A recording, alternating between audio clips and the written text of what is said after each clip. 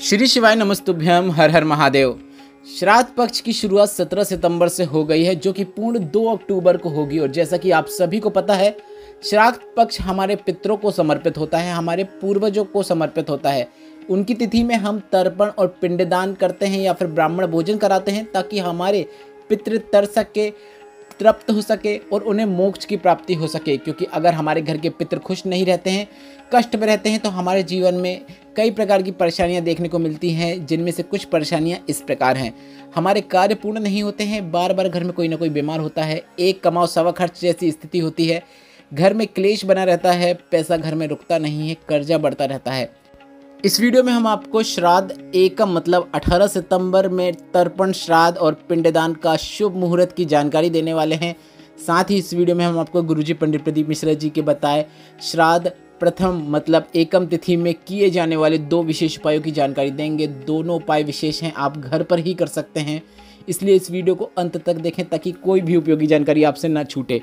उससे पहले हम आपको बता दें, पहले दिन जो प्रतिपदा रहता है या पड़वा श्राद्ध माना जाता है।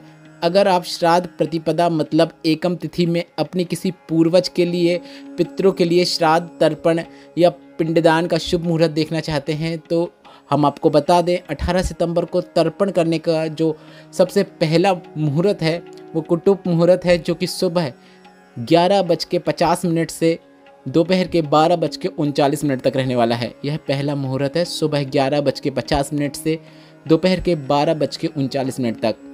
इसके बाद अगला मुहूर्त जो आएगा वह रोहिण्या मुहूर्त रहेगा, वह दोपहर के 12:39 से 1:27 तक रहेगा।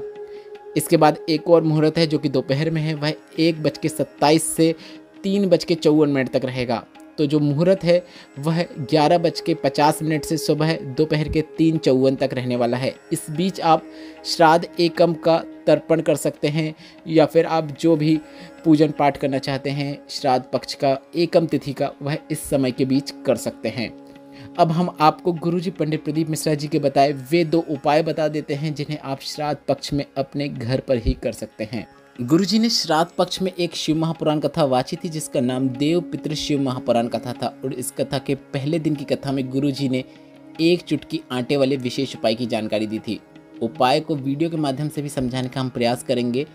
कुछ उपायों से जुड़े प्रश्न भी थे लोगों के, उन प्रश्नों का उत्तर भी आपको इस वीडियो में प्राप्त होने वाला है। सबसे पहले हम बता दें आपको कि यह उपाय किन्हें करना है। जिनका विवाह नहीं हो रहा है, या फिर अच्छे रिश्ते नहीं मिल रहे हैं, या फिर अब रिश्ते आना ही बंद हो गए हैं, या फिर बात बनते बनते बिगड़ जाती है, या फिर कोई फाइल जो आगे नहीं बढ़ रही हो, या फिर घर में कोई शुभ कार्य नहीं हो रहा हो, कोई अच्छा कार्य पूर्ण नहीं हो पा रहा हो, घर में मंगल कार्य नहीं हो रहा हो, तो गुरुजी ने इस 16 श्राद्ध के किसी भी दिन एक विशेष उपाय करने को कहा है। तो आप यह उपाय पहले दिन से ही करना शुरू कर सकते हैं। यह उपाय आपको बार बार करने की आवश्यकता नहीं है। अगर आप एक बार भी किसी भी तिथि में कर देंगे तो भी पर्याप्त है। आपको अपने घर में श्राद्ध पक्ष में अगर अभी तक कोई उपाय भी नहीं किया है, तो आप यह उपाय करके लाभ प्राप्त कर सकते हैं। आपको रोज श्राद्ध पक्ष में अपने घर के मुख्य द्वार में दोनों साइड 1-1 चुटकी आटे की पितरों का स्मरण करते हुए, पूर्वजों का स्मरण करते हुए छोड़ देना है। गुरुजी ने इस उपाय के अंतर्गत आपको यही करने को कहा है। आपके घर का जो मुख्य द्वार है, जिससे आप अपने घर के अंदर प्रवेश करते हैं, उस मुख्य द्वार में दोनों ओर आपको पूरे श्राद्ध के दिनों में सुबह के समय 1-1 चुटकी आटा पितरों का स्मरण करते हुए, पूर्वजों का स्मरण करते हुए छोड़ देना है। जब आप ऐसा करना शुरू करेंगे, फिर जो अंतिम दिन श्राद्ध का होगा वह पितृमोक्ष अमावस्या का होगा।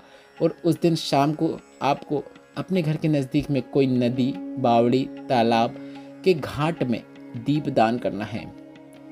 एक दीपक आपको अपने पितरों के निमित्त वहाँ पर जाकर प्रज्वलित करना है। यह आपको पितृमोक्ष अमावस्या के दिन करना है। एक दीपक आप प्रज्वलित करेंगे तो इस बात का ध्यान रखें कि दीपक में आपको लंबी बाती का उपयोग करना है, क्योंकि हम अपने पितरों के निमित्त यह दीपक प्रज्वलित कर रहे हैं। और दीपक की जो लो होगी वह लो की दिशा दक्षिण दिशा की ओर होना चाहिए। बस इतना करने से मंगल विवाह मात्र 1 माह के अंदर सुनिश्चित हो जाता है, या फिर आपके जो अटके हुए कार्य हैं वह भी पूर्ण हो जाते हैं। घर में शुभ कार्य होना तय है। अब कई लोगों का यह भी कहना रहता है कि हमारे घर के नज़दीक में ना ही कोई नदी है, ना ही कोई घाट है जहाँ पर जाकर हम दीपक प्रज्वलित कर सकें। तो ऐसे में गुरुजी ने कुछ वृक्ष बताए हैं जिनके नीचे आप पितृमोक्ष अमावस्या के दिन दीपक प्रज्वलित कर सकते हैं। आप बेलपत्र, बट वृक्ष, पीपल का वृक्ष या फिर आंवले के वृक्ष के नीचे भी दीपक प्रज्वलित कर सकते हैं। सभी वृक्षों के नीचे जाकर दीपक प्रज्वलित करने की आवश्यकता नहीं है। आप सिर्फ एक वृक्ष के नीचे भी दीपक प्रज्वलित कर देंगे, पितृमोक्ष अमावस्या के दिन दीपदान कर देंगे तो भी पर्याप्त है। यह विशेष उपाय आप एकम से करना भी शुरू कर सकते हैं या फिर किसी भी तिथि से करना शुरू कर सकते हैं। बस यह है आपको उपाय इस श्राद्ध पक्ष में अगर आप एक बार भी कर रहे हैं तो भी आपको उसका लाभ प्राप्त होता है। मतलब जो आप एक चुटकी आटा डाल रहे हैं, एक तिथि में अवश्य डालिएगा और अंतिम दिन पितृमोक्ष अमावस्या के दिन दीपक अवश्य प्रज्वलित कीजिएगा। गुरुजी ने इसके साथ ही अपनी पिछली कथाओं में एक और विशेष जानकारी दी थी जो कि इस प्रकार है। गुरुजी ने कहा कि जब आप सुबह 10 बजे से 12 बजे के बीच में आटे को अपने मुख्य द्वार में डालें, क्योंकि कई लोगों का प्रश्न रहता है कि हम आटे को अपने मुख्य द्वार में कब डालें, किस समय डालें। तो सुबह 10 बजे से लेकर 12 बजे के बीच में गुरुजी ने अपने मुख्य द्वार में दोनों साइड आटा डालने को कहा है। अब कई लोगों का यह भी प्रश्न होता है कि उपाय करने के बाद आटे का क्या करना है। तो उपाय करने के बाद आप आटा चींटियों के लिए डाल सकते हैं। बढ़ते हैं इस वीडियो के दूसरे और अंतिम विशेष उपाय की ओर, जिसे आप एकम तिथि में कर सकते हैं।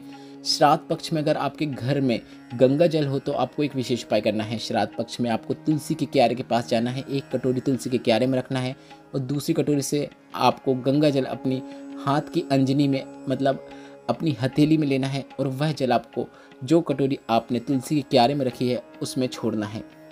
5 या 7 बार छोड़ना है और हर बार छोड़ते समय आपको अपने पूर्वजों का स्मरण करना है, पितरों का स्मरण करना है, कुल देवी देवता का स्मरण करना है और काशी विश्वनाथ का नाम लेते हुए वह जल आपको उस कटोरी में छोड़ना है।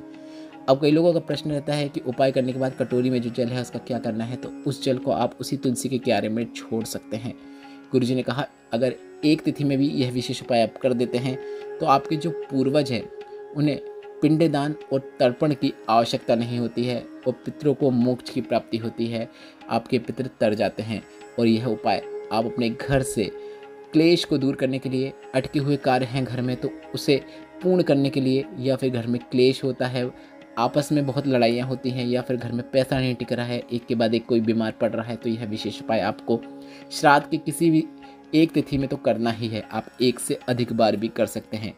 इस वीडियो में बताया गया उपायों से संबंधित अगर अभी भी आपके मन में कोई प्रश्न है तो वे प्रश्न आप कमेंट बॉक्स के लिए पूछ सकते हैं और हम रोजाना श्राद्ध की तिथियों की जानकारी देंगे। साथ ही हम आपको यह भी बताएंगे कि श्राद्ध में आपको किस समय अपने घर में पूजन करना है, तर्पण करना है। इसलिए आप हमारे चैनल को भी सब्सक्राइब कर लें, वीडियो को लाइक करें और आपके जो भी प्रश्न होते हैं वे आप कमेंट बॉक्स के जरिए पूछ सकते हैं। अगर व्हाट्सएप में फॉलो करना चाहते हैं तो उसकी लिंक भी मैंने कमेंट बॉक्स में मेंशन कर दी है, जिसमें टच करके आप हमें व्हाट्सएप में भी फॉलो कर सकते हैं, जो कि बिल्कुल फ्री है। श्री शिवाय नमस्तुभ्यम। हर हर महादेव।